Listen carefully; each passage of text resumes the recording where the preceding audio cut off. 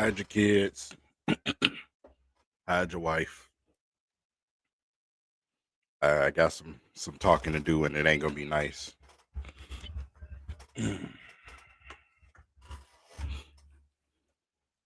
Sometimes, man, when you see things happen that you spoke about previously, it just gives you a different level of anger. A different level of anger, man. Let me get myself together.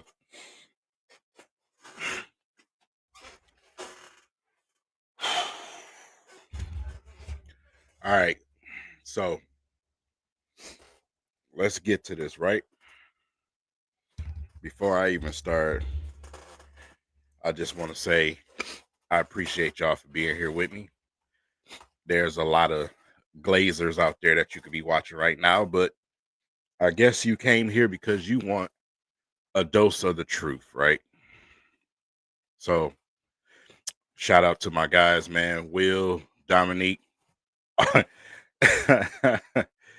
Automatically, man, you guys are just amazing, man. You really keep me going. You really keep me going, man.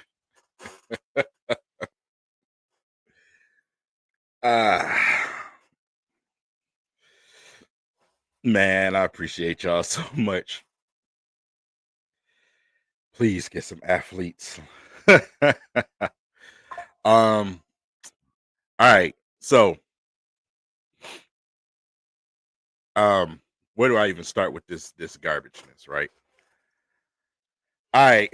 So I guess I'm gonna just talk. I guess you can listen for a while. Let's rewind it back first, right? Beginning of the season, early prediction of the season. For me, just looking at the schedule and looking at the way that teams were constructed and what teams were doing, I gave the Detroit Lions a middle baseline of 10-7. That's where I first started facing the criticism, right? Right. Now, the reason why I gave him that grade is because I knew that the way that our team was currently built and the way that teams were building during the offseason and bringing players in, I knew that we weren't going to just be at the top of the NFC North easily. I just looking at that schedule, I knew we were going to take some losses to some teams, right? Teams get better in this league. I don't know what it is with people and why they don't understand that. The Bears and the Packers have crept back up on you.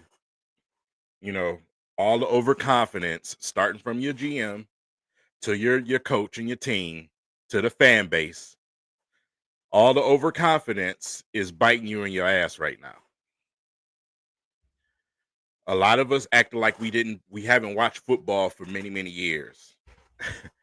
And some of us use that same sad excuse of how bad the Lions used to be, which is the most irrelevant thing I've ever heard in my life.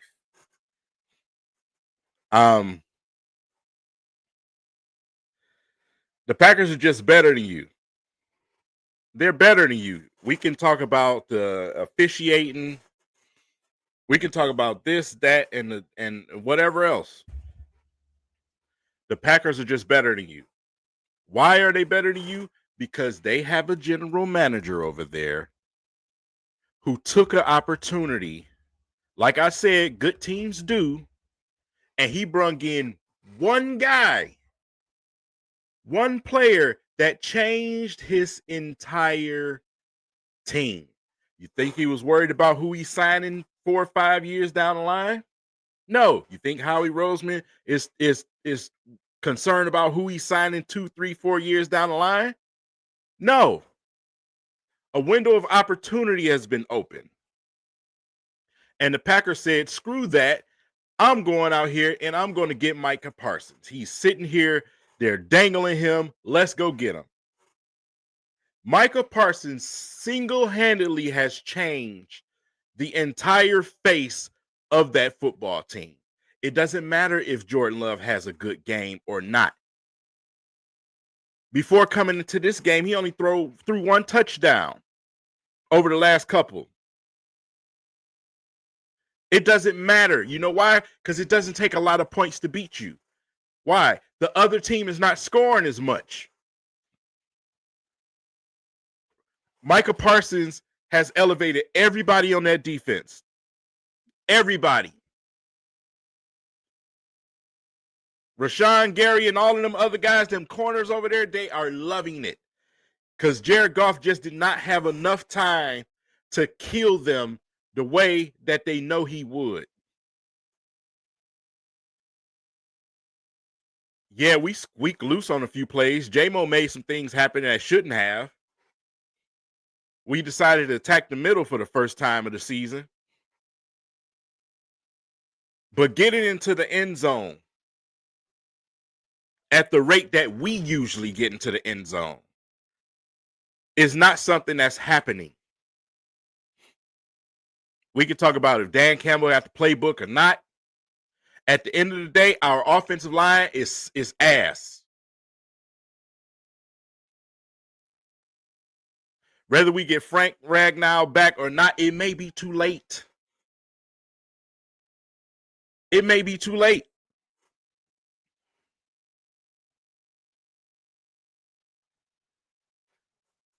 One acquisition changes the Detroit Lions' entire defense if you go and get that right guy. Davenport was back today, and we're good, right? How much of an impact did he have on this game? How much of impact did he have on this game? How many times did he get to the quarterback? Hell, even pinches his calf a little bit. How much did that really help you? Your corners, which is where I'm switching to the next topic, which is Shep. Your corners were left on an island the entire game.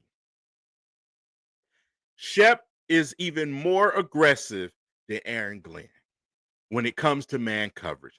I have NFL filmmakers retweeting my tweets on Twitter right now about how just idiotic it was that we just kept with the man defense out there. We don't have that type of personnel. We ain't like that.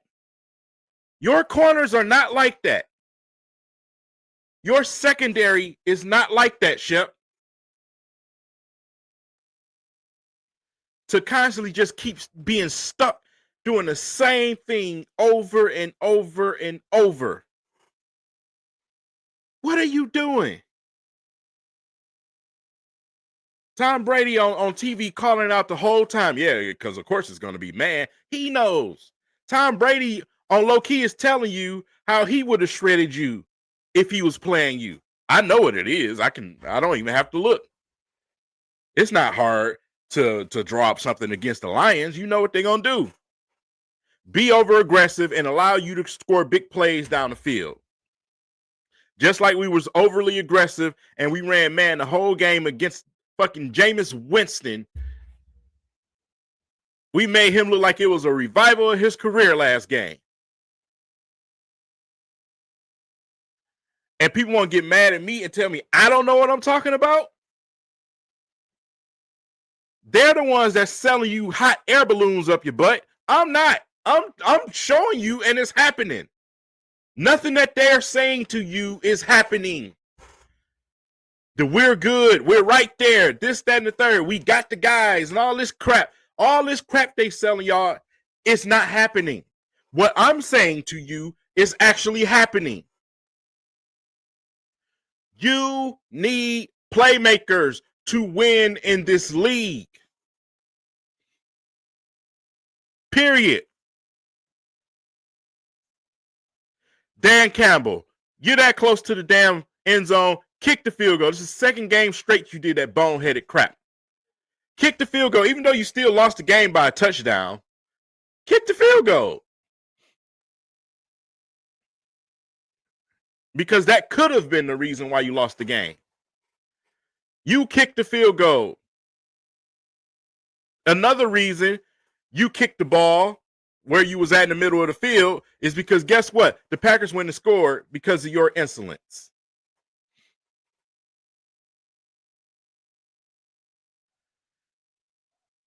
Today, Everybody can get it. Nobody is off the hook today. If you worship any of these men, you might want to get out of here. I told y'all I don't trust nobody but God. Trust in Brad Holmes. Kiss my ass. I've been a Lions fan for too long to do that. I've been a football fan for too long to do that.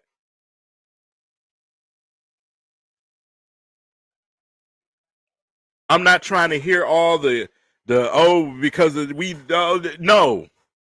Your football team is bad right now.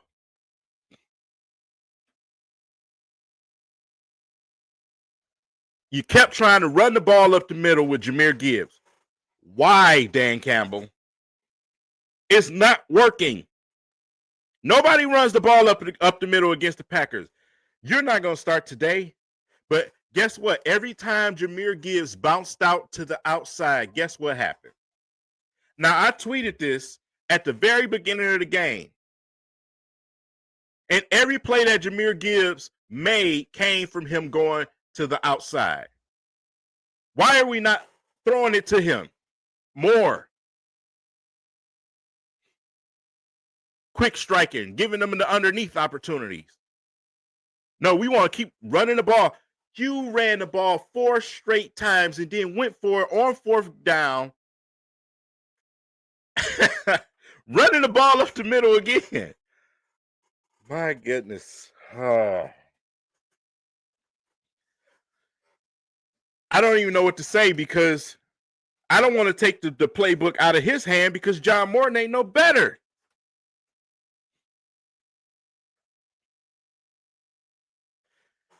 The difference between Ben Johnson being here and these two that you got calling plays, I don't even want to call them names.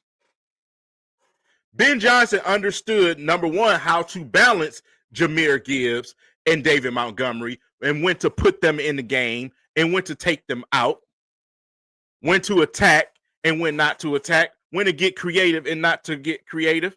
That's the difference of a great offensive play caller. But one of ours, he has no clue, our coordinator, and then our coach is just a muscle all the time when it comes to the offense. Can't control his emotions. Now, you in a situation where you damn near, you have to win out to have a shot in getting in the playoffs because I don't even want to talk about the division no more. You need to win out. The Bears, they got it coming. They got it coming. The Packers, they still have to face some competent football teams. Even since we're not competent, they still have to face some competent football teams. Now you pretty much have to win out as the Detroit Lions. No. And I appreciate it, man. But no. The defense did not lose us this game. The entire team lost you this game. That's who lost you the game. We not pointing out sides. Because when it comes to the offense and that terrible offensive line in front of them, we protected Jared Goff for a split second. It was one good drive. We was protecting them.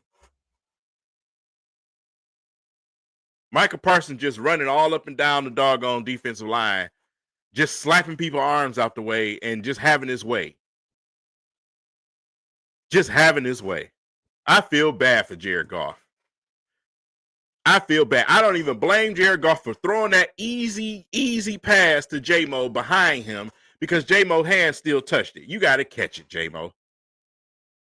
I don't even blame him for that. I'm damn sure not going to use this Amon-Ra St. Brown excuse that I've seen a couple of people using on Twitter.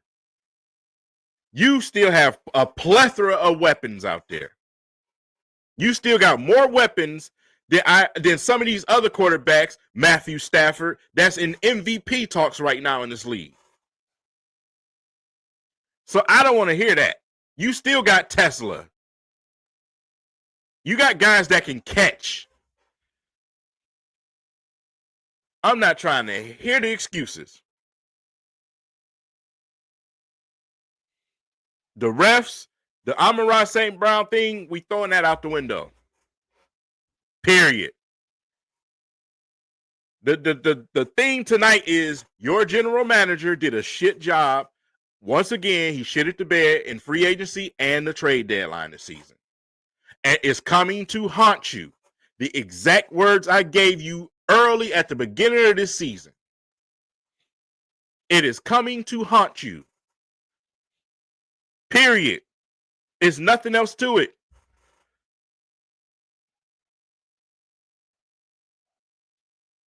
You decided to be lackadaisical in both situations. Just like last season, you brung in one free agent, which is Reed. What did that do? I told y'all when we made the acquisition of getting Reed, I told y'all it doesn't matter if we go and get Reed from the Jets, because if we don't have pass rush in front of him, he's going to look bad as anybody else. I've been saying the same thing since Darius Slay was in the same situation. When he had no rush in front of him, it made him look bad, and the Lions fan base turned on him and made it seem like it was his fault. And then he goes on to have Pro Bowl seasons after he left here. Because guess what? Guess who had enough damn sense to put a pass rush in front of him? I don't even want to say the team name because I'm tired of saying it. For the last 3 years, I'm tired of saying the Philadelphia Eagles. These players leave here and get rings because of the simple mistakes that we make.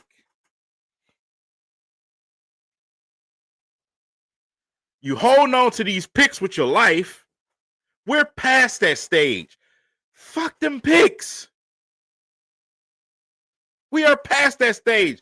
And some more little kids right now is not going to help you. You already can't even find a way to get Tesla on the field. It's not helping you. Them picks are ammo to go out and get people to push you over the top.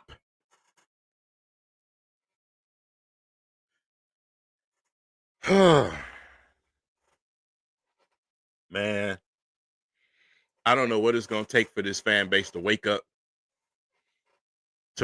Man. Like I said, when your team's been so bad for so many decades, it's almost like a lot of these people are in a zombie state, man. They don't want to hear nothing. And they're just believing every little thing that come out of the Lions organization's mouth.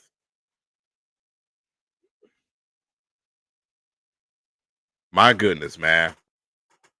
I don't know what else y'all want. Y'all sit up here, you're on Twitter, you're arguing with people, calling them out their name because they telling you the truth. You come in and you do it to me.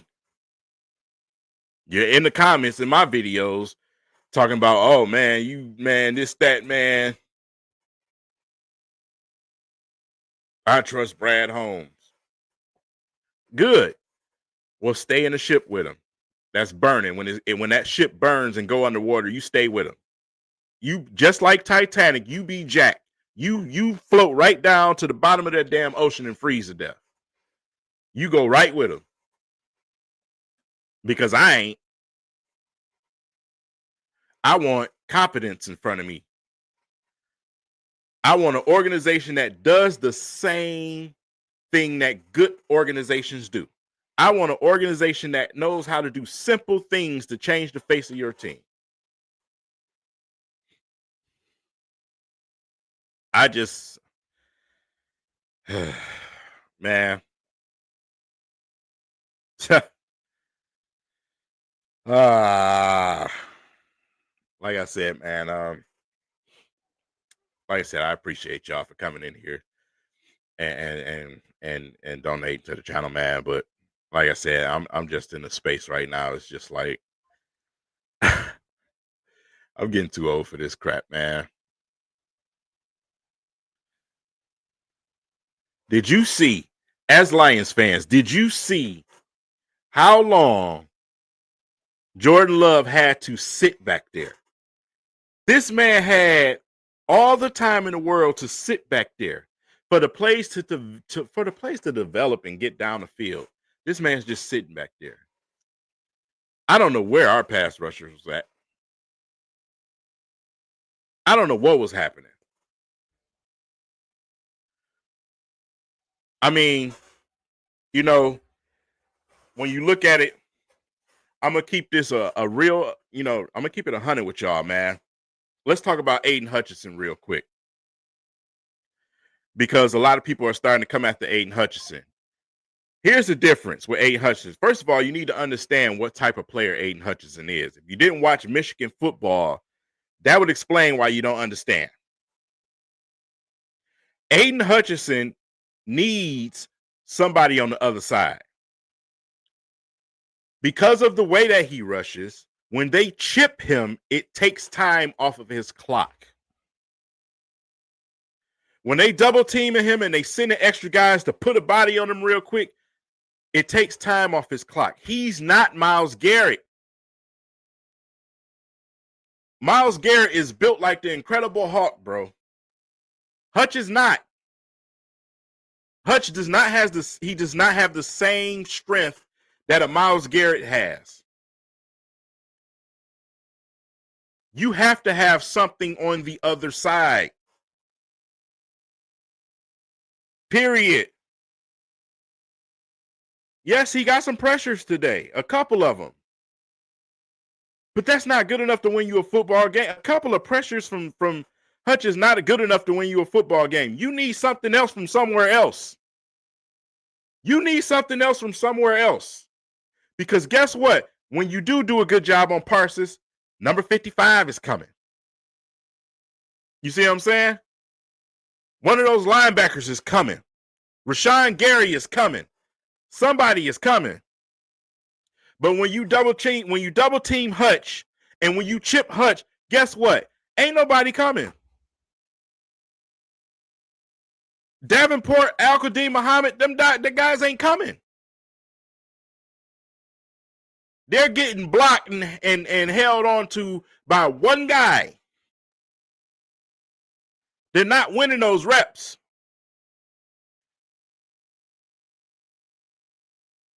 And then they rock you to sleep and put you on the island. Here comes Jacobs. Now you got Alim McNeil in the middle that's more focused on trying to be a pass rusher up the middle now than just being a fat guy in the middle to stop the run. Now they're running up the middle on you.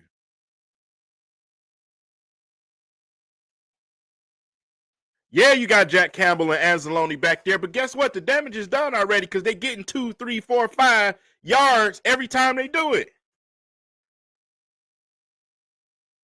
Now you selling out to try to stop that. Guess what's open?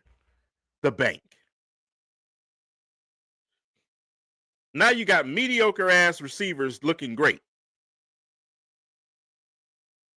Brian Branch getting caught looking in the backfield. You had him defended. You turned around and stopped to see what's going on in the backfield. And the ball goes right over your head and you put your safety in a position to get scored on, which really, to me, still wasn't a touchdown, but that's neither here nor there. I don't know what it is with our corners staring in the backfield, bro.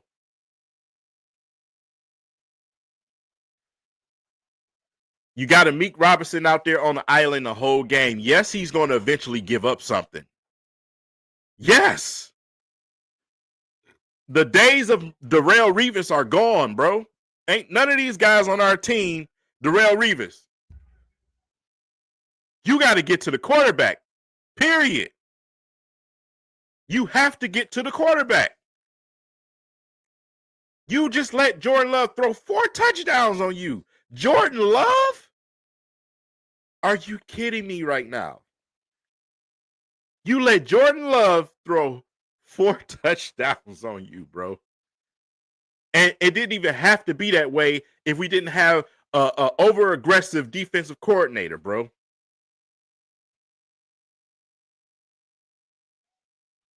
I just need to get a bunch of stickers that say zone and just stick them all around his office, all over his car, all over his house.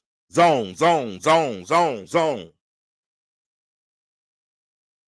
Because it's like a cuss word to him. It's like a repellent. You say zone, he go running. We just want to keep on setting ourselves up to give up big plays and then make it look like it's the player's fault.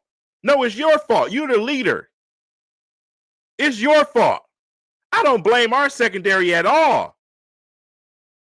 And in a minute, a lot of them guys, they're going to want to get out of here. All that rah-rah speech and doing push-ups and up-downs and all that shit finna go out the window. These players are going to stop believing in you. Other players around the league are watching boneheaded decisions that you're making as a head coach during these games. In a minute, all of this is going to start having less effect.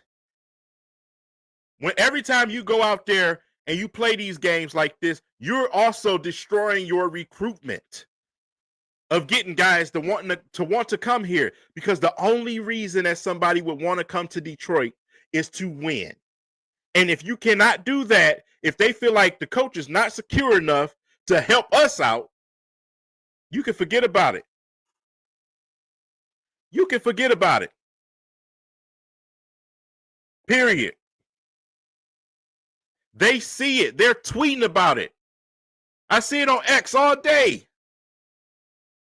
During the game, they are saying you got to kick the field goal there.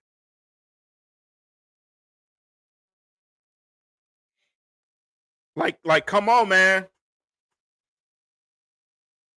All the cinema and all that crap, that's done. All that cute stuff is over with.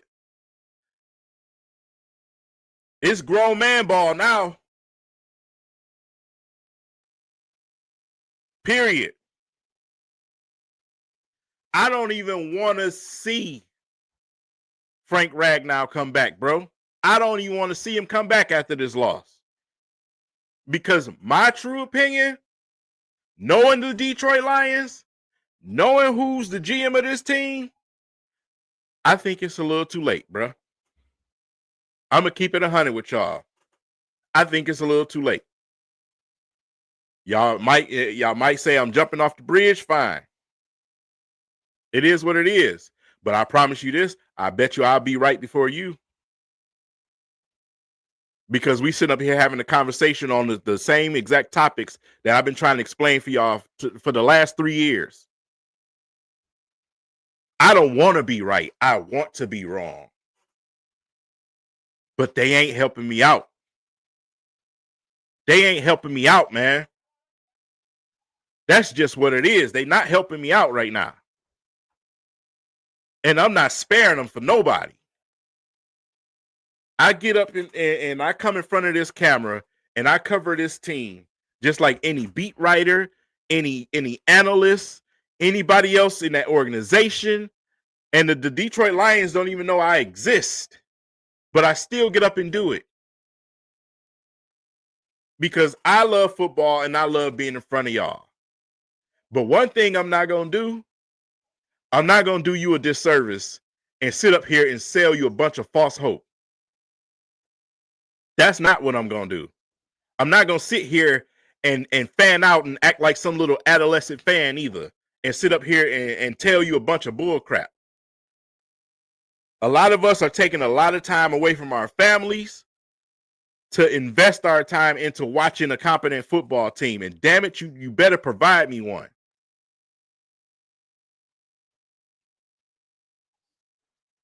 Period.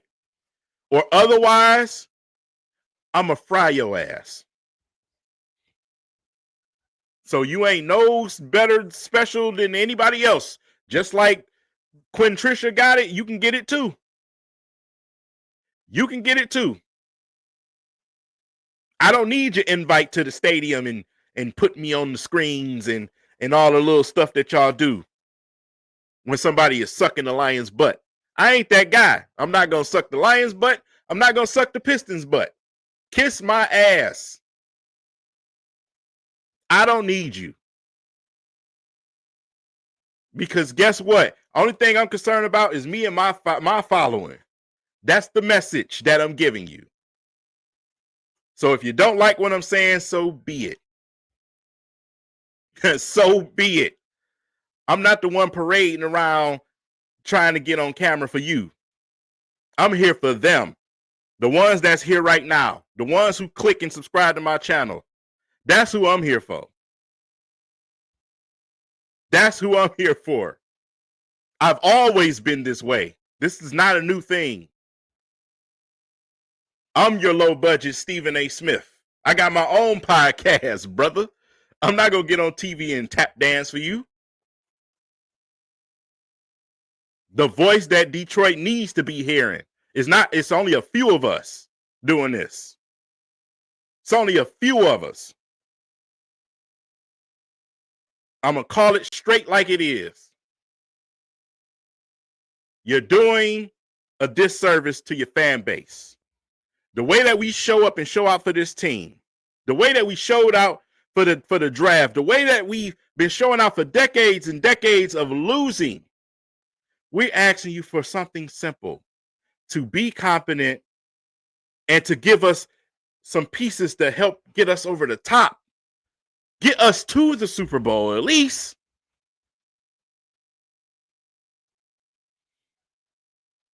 Like, come on, bro.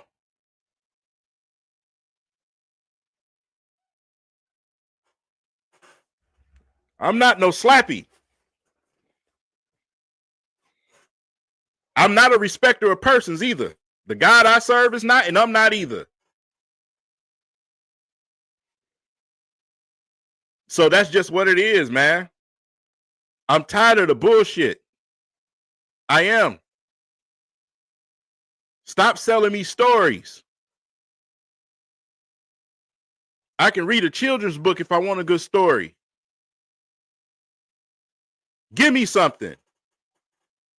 And my God, don't even get me started on that part of the fan base.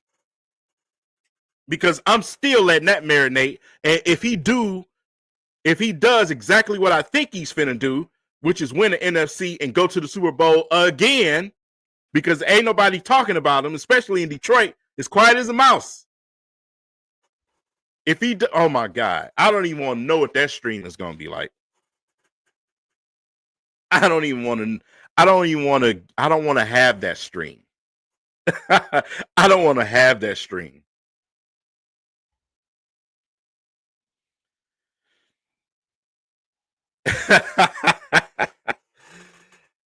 You seeing Jared Goff go through the same thing that your quarterback did for 10 years here. When you don't have no block in front of you, even Jared Goff, even the protection that he got right now is still better than what he had that entire time. And you see what Jared Goff going through right now. Man, don't even get me started on that.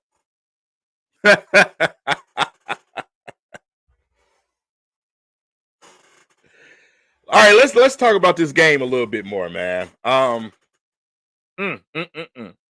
My goodness, man, won the Super Bowl and probably finna win MVP. My goodness, if that doesn't say everything about it. And the way that you came in so arrogantly, didn't want to reach out to him, talk to him or nothing, forcing him to want to be out of here.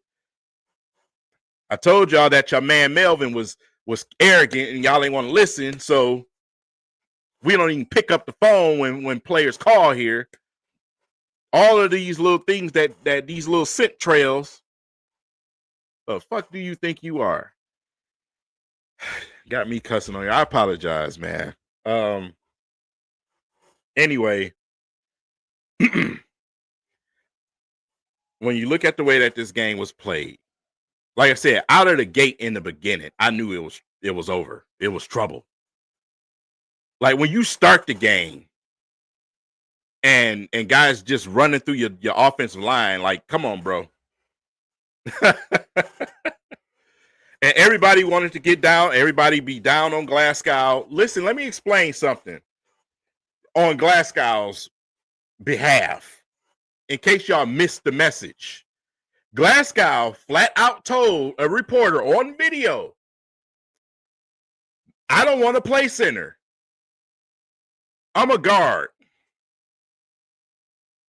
And when he said that, he had the straightest face that a straight face can be. And now you see why. He is not good at center. Glasgow is a right guard. Hell, in the past, we played him at left guard when he was a right guard. So don't get mad at him when the results are what they are. The man told you flat out, I don't want to play center. I am not a center.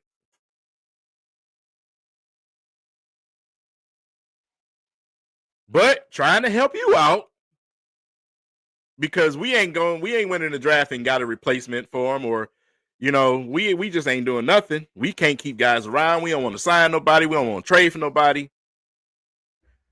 It is what it is. Now everybody on Glasgow's case instead of looking at the real culprit, the exact one he told that he didn't want to fucking be a center. You can't force players to be what they ain't. You're treating the man like the Pistons did Rodney Stuckey. You remember? Trying to make him a point guard. He ain't no point guard, bro. Glasgow ain't no point guard.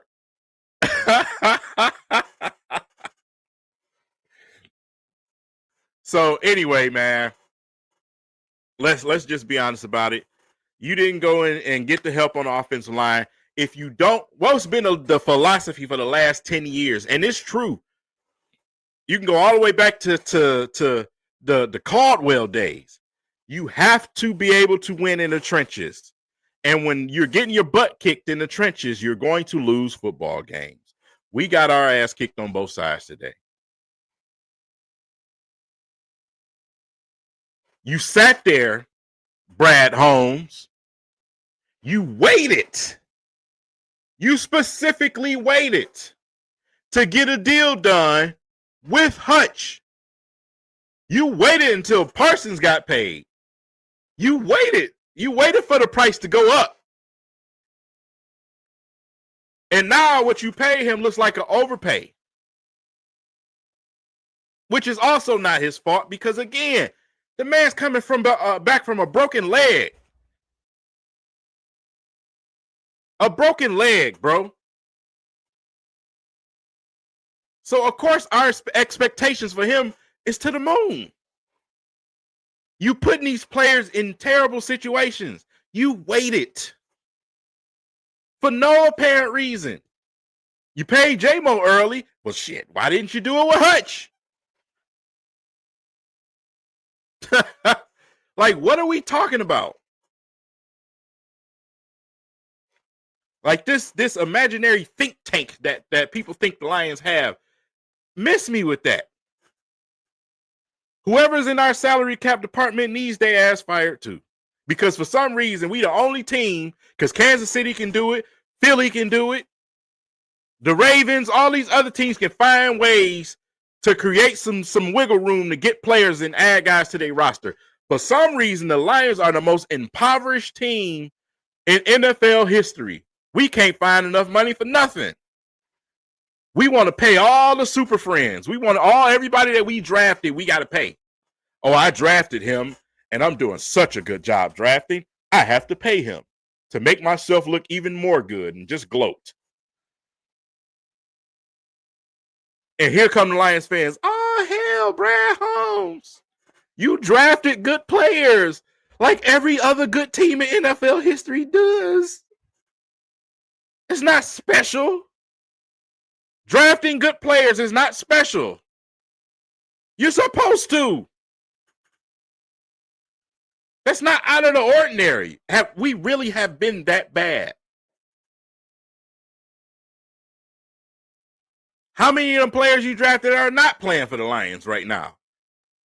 Because it get a little shaky when we get in round 2 or 3. Yeah, we struck a few diamonds. You know what I'm saying? I mean, come on. We wouldn't have got Brian Branch. Who the hell thought Brian Branch was going to still be there and be available? That's all other 30-something teams in this league's fault that he was still there. That ain't special. Hutch was obvious.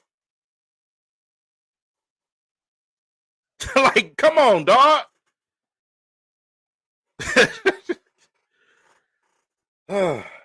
We drafted Penei Sewell. It was obviously we needed a tackle. We had to draft a tackle.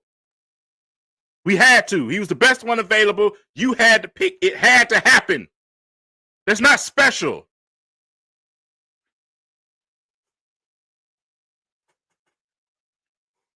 Any other team in this league, we need something to help at this position. Well, guess what? We're going to use the pick that we have, this thing here, and we're going to draft them.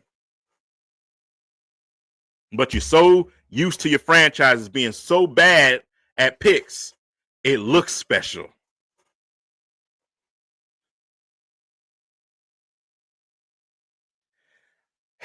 I think I didn't let a few out of the chamber. There's more, but I think I've let enough out of the chamber for today.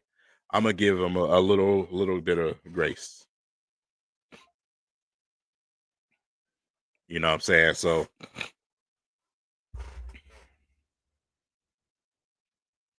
man, I just don't know what to say. I don't know what to say. But again, I'm not the one that's finna be explaining for that franchise. I'm not finna be the one explaining. Period. I'm the warning guy. That's what I am now. I'm not the explainer. I'm not the one that explains. They need to explain. So, to all 260 plus of y'all in here, for now, I rest my case. And when we get to the end of the season, or those playoff hopes are gone, hopefully they're not. I don't want them to be. That's where the rest of the bullets come out the chamber. Because that's where your team starts to go the other way. The trajectory, which I already think starts to go down. Because the Packers and the Bears are now here again. They're now here again. And they're not going nowhere for a long time. They're young, just like you're young. But guess what? When it comes to coaching, they have two brilliant guys. Two brilliant coaches.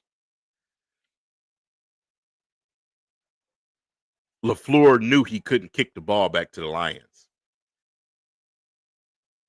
He knew I got to go for it. We got to get these yards. He knew how aggressive Shep would be. He knew that Shep would have the man defense in front of him to allow them to go down there and catch a football.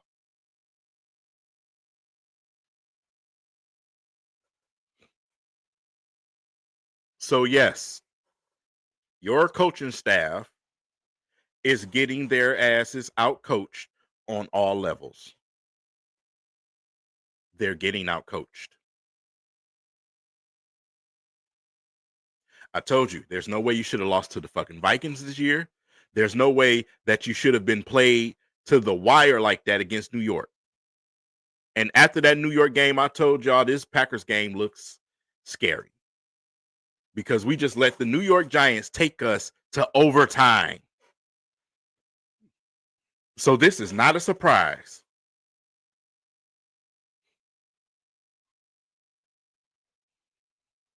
But here's the thing, and it's the same thing that bit Aaron Glenn. You at some point have to realize that I do not have the personnel to be this aggressive. I have to put myself in check. We have to run some zone. We have to switch some things up. We have to disguise something. Our defense, we don't disguise anything. It is obvious. It is straightforward. We are playing 1992 basketball. Football. That's what we're doing. It does not look, we don't disguise anything. Everybody knows what you're going to do. That play that J-Mo caught that screen pass, the Packers defense knew what we was finna do. If you don't believe me, go back and watch that clip. They knew what we were finna do. Even though J-Mo was still able to squeak it out, they knew it. They was just a split second too late.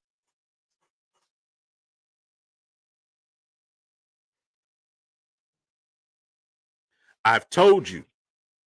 And when it comes to your quarterback, I've told you before, he's not going to win you a football game on his arms. That ain't who he is. He's not going to have, you're not getting comeback wins from Jared Goff either. This ain't, Matthew Stafford ain't here no more. He's not winning you football games on his arm alone when you need him to. Everything has to be right in front of him. If he can't get the block, it's over.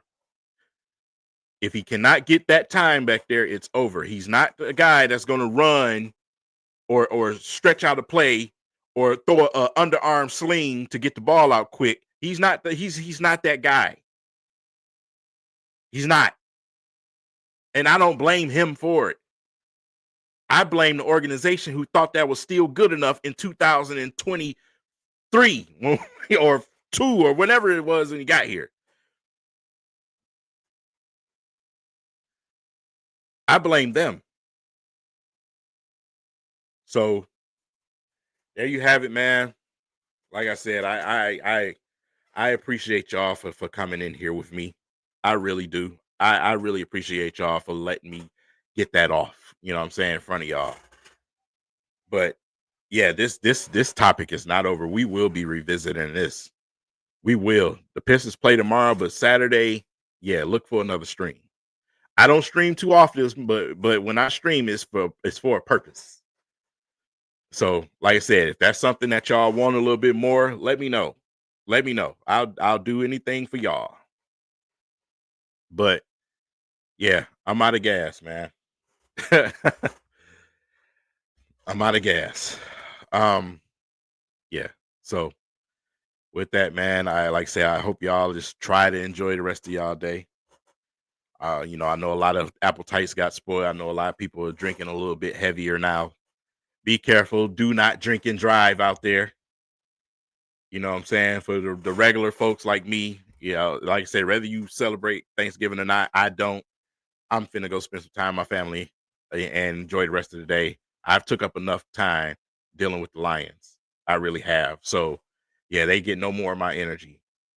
You know what I'm saying? So, enjoy the rest of y'all day. I appreciate y'all for being in here. Peace.